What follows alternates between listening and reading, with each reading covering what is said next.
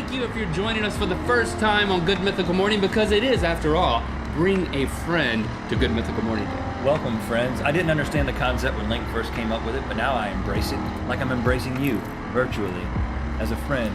You're a friend of a friend. This is a little awkward hug because you're not really here, but we're happy that you're here, and I'm using a very calm voice because You're trying to say if they were here, it would be less awkward. we don't want to scare you away. If you're new to the show, we really do not want to. Maybe we should begin talking like this because people feel invited. Welcome. Welcome, friends. You're a friend of a friend, which means you're our friend. We'll all be friends. We do this every morning, 6 a.m. Eastern Time. It is released to the world, except for the weekend. So we do it every weekday. Monday, Tuesday, Wednesday, Thursday, Friday. On the weekend, you're on your own, people. I mean, come up with some other form of entertainment. You know, I really appreciate it. Everybody's writing on our Facebook wall and tweeting out and writing on the comments. You know, Saturday comes around and I go and I'm waiting for Good Mythical Morning and it's not there, and I'm disappointed and surprised all at the same time. I mean, that's a good thing. Hopefully you're becoming hooked on the show. I actually have an idea for another show we can do Saturday mornings, but I haven't talked to you about it. Okay, But let's just table that. Let's keep that private. Let's not tell you. we don't about need to that. discuss that with our friends.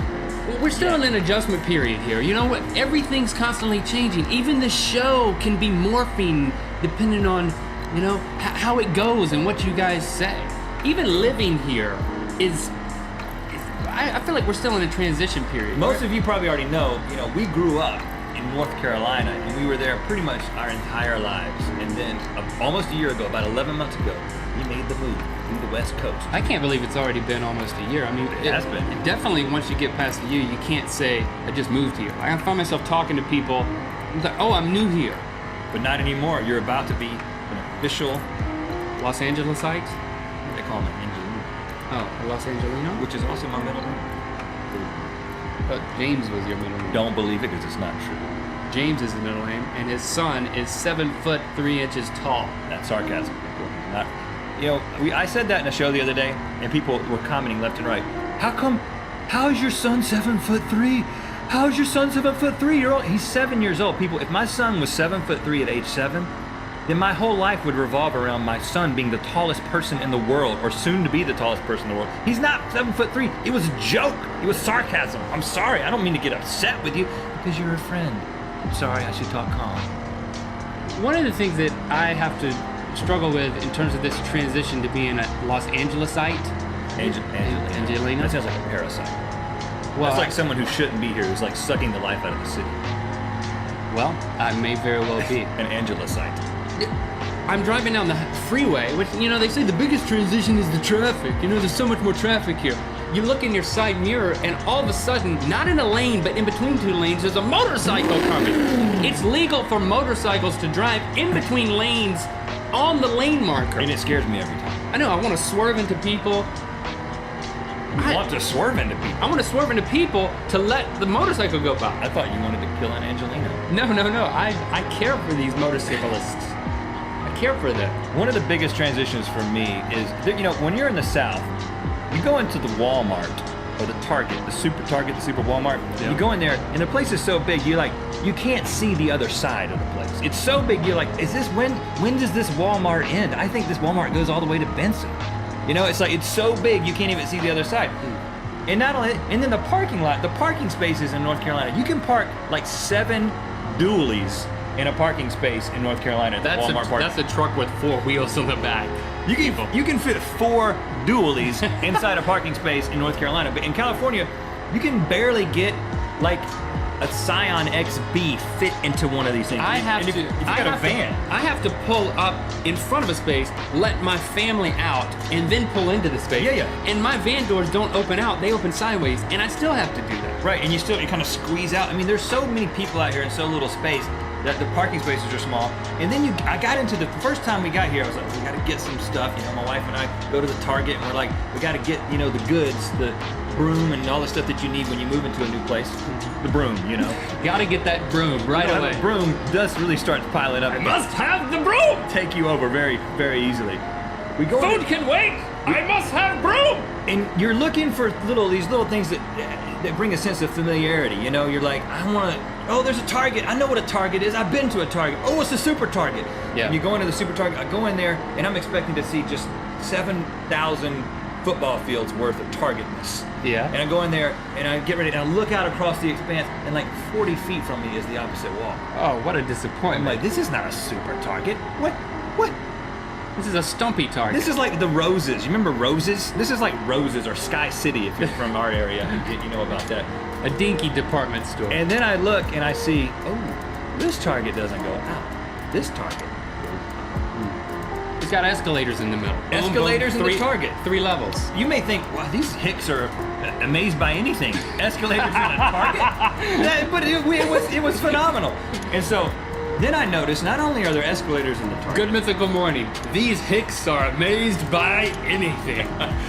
You hit the nail on the head. Not only were there escalators, but I saw people going up on one escalator, and then next to them was their cart full of stuff on another escalator. Like it's an escalator cart escalator. Yeah, I got some iPhone footage last time I went to the super geeky multi-level Target, so you can see what we're talking about. So I go up to level 3, and I'm just throwing every broom they got and put it in there. I'm loading up with everything that you need.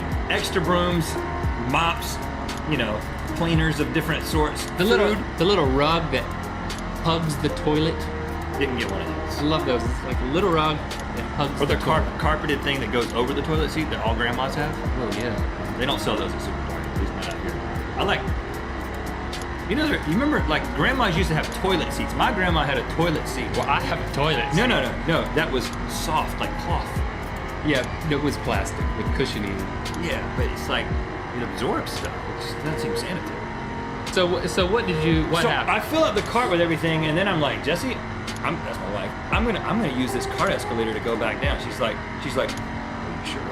Like she's right there with me. Because there are elevators next to it, and you could get your cart in there. She's questioning whether or not us being out there for the first time, we should actually try to do this.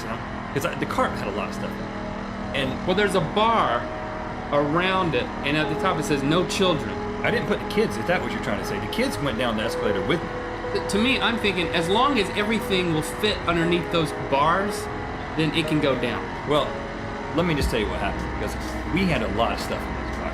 And she was like, I don't know if you should. I was like, listen, I'm an Angelino now. I'm putting the thing on the dadgum escalator. That's what it's there for. And I got on there, and I'm going down beside it. And I look over, and I'm like, this thing is teetering a little bit more than I anticipated. And the next thing you know, my entire cart like bunny hops a little bit and donkey kicks maybe. The back comes up, and just as it's going down the hill, and everything falls out of the cart. The top of the hill? And it starts going sliding down the thing, and then a siren goes off. And a light, and everything shuts down, and everybody looks at me. And of course, I was hoping there would be Because you were right beside the cart. yeah, it's like, whose cart is that? The tall guy right next to the cart that everything just fell out of. And there the was 7'3" child. and a very large child. And there was no one else on the escalator. So I don't do embarrassment very well. I haven't been embarrassed a lot in my life.